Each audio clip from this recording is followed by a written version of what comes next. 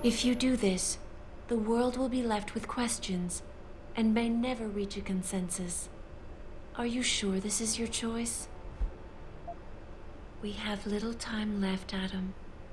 And might I say, it has been a pleasure.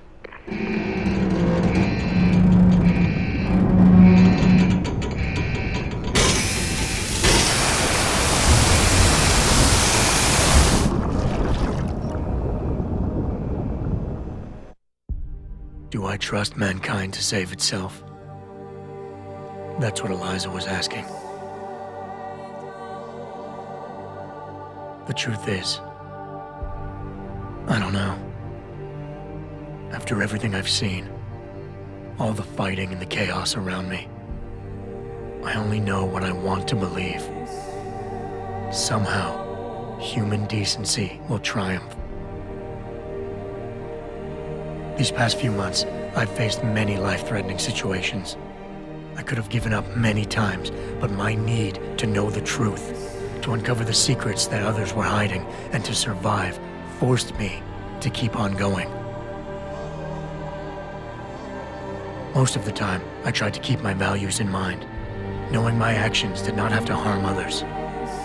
I held on to my humanity, resisting the urge to abuse power or resources in order to meet my goals. And in the end, I got the job done.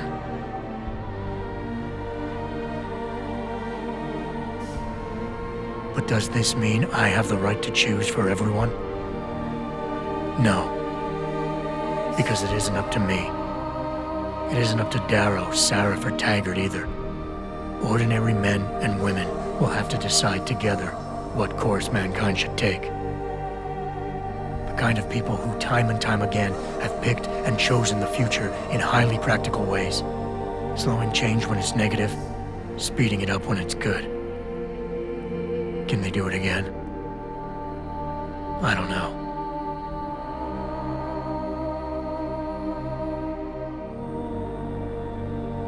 But I do know I'm not about to let anyone in this station, myself included, stand in their way.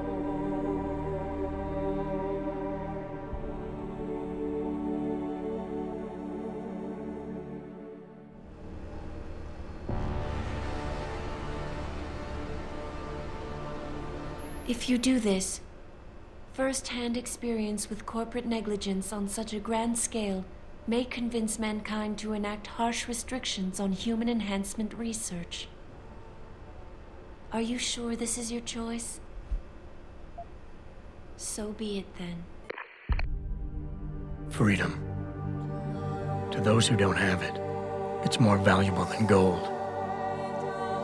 But where should it start and end?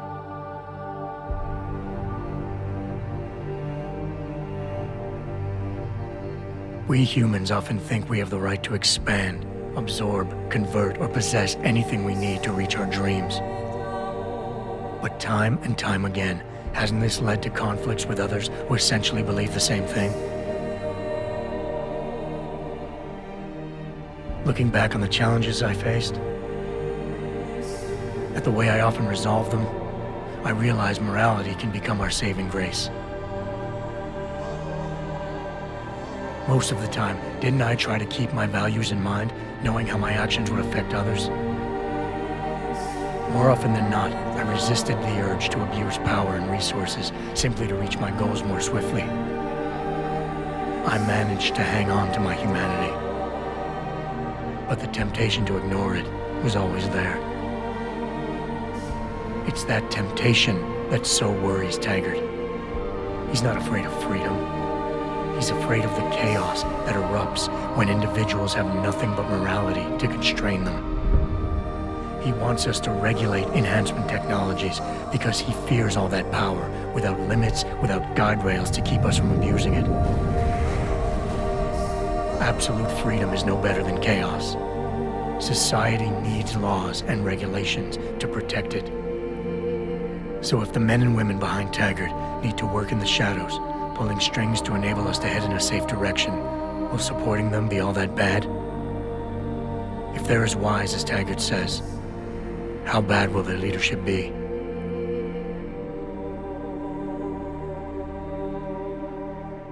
I just hope they stand by what they say.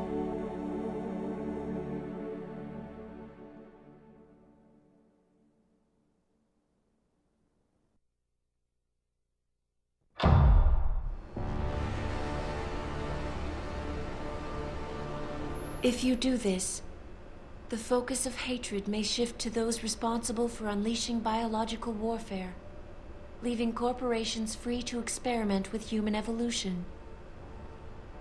Are you sure this is your choice? So be it then. Sarif was right about one thing. It's in our nature to want to rise above our limits. Think about it. We were cold, so we harnessed fire.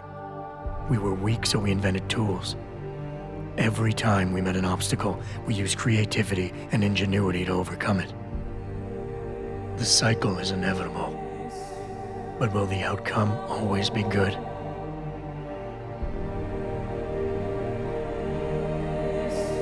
I guess that will depend on how we approach it. These past few months, I was challenged many times. But more often than not, didn't I try to keep morality in mind, knowing that my actions didn't have to harm others? Time and time again, didn't I resist the urge to abuse power and resources simply to achieve my goals more swiftly? In the past, we've had to compensate for weaknesses, finding quick solutions that only benefit a few.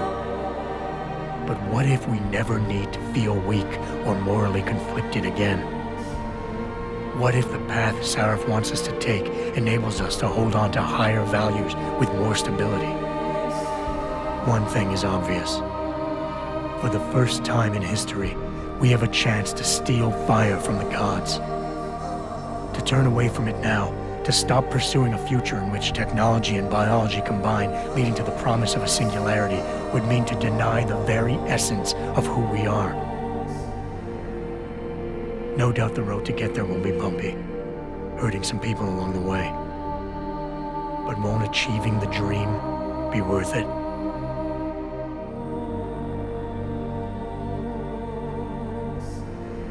We can become the gods we've always been striving to be. We might as well get good at it.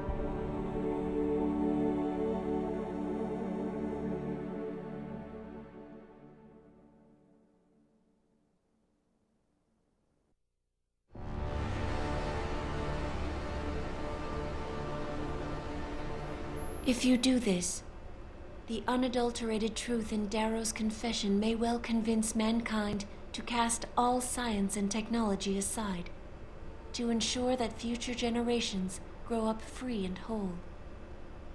Are you sure this is your choice? So be it then.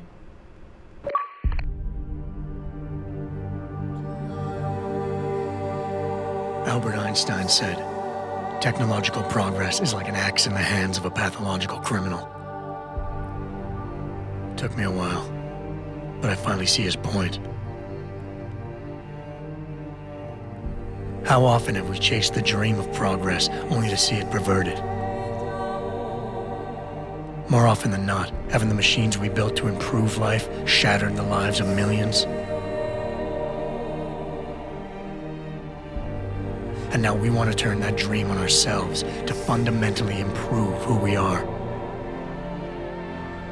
Experience has shown me how dangerous that can be. How many times in the Call of Duty did I almost fall into the trap of taking shortcuts, abusing my abilities or the resources at hand? I resisted. Barely at times, because I valued human lives and considerations. Can I truly despise others who fall? Technology offers us strength. Strength enables dominance, and dominance paves the way for abuse. Darrow understood this. He knew that using technology to become something more than we are risks losing our ability to love, aspire, or make moral choices. The very things that make us human. It also risks giving some men the power to make others what they choose, regardless of the cost to human dignity.